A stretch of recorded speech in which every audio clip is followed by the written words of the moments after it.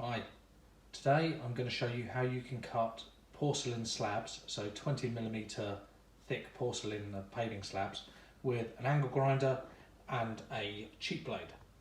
So I purchased this fairly basic DeWalt angle grinder from Screwfix. It cost me about £60. It's quite powerful, 1100 watts.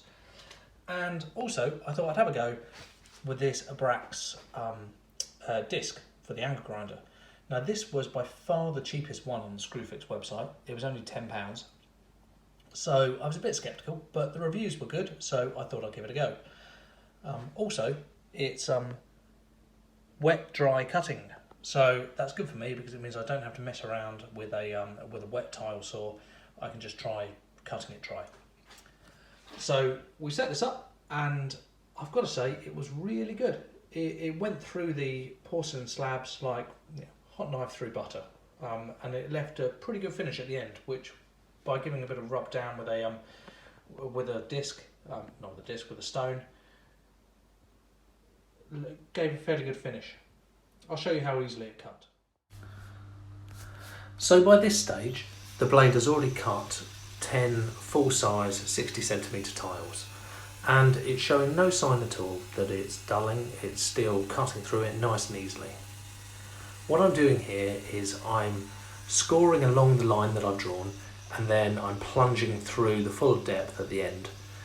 This means that if the tile decides to snap off halfway through the cut, it should, with luck, snap off along the line that I've scored instead of branching off to one side. You can see how much dust is actually being kicked off it at this stage. This is the disadvantage of trying to cut dry as opposed to adding water, but I was on my own, and adding water is quite a difficult thing to do if you're working on your own. So you can see here it's cut through very nicely and very easily. So I'm just trimming up the side now, and I'm now going to use a dressing stone just to rub along the edge and just tidy it up slightly.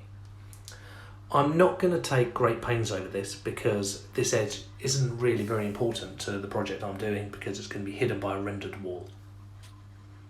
But I'll give it a quick rub over, and you can see the sort of finish I'm getting without very much effort.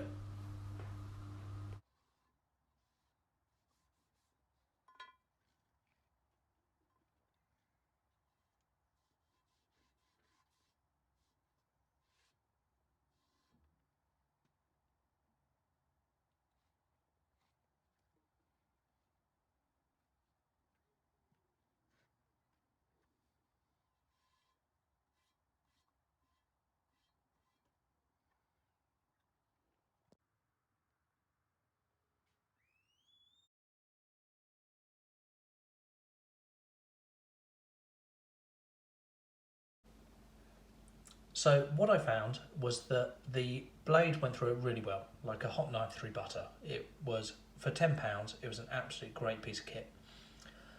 If you just try to cut through the whole slab in one go, it was easily mad enough, and it definitely cut through it. However, the slab did have a habit of suddenly at the end breaking off.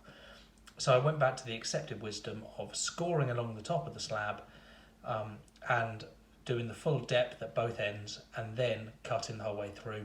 And by doing that, I found that the slab would end up with a nice clean cut all the way through, and it wasn't fracturing off to one side.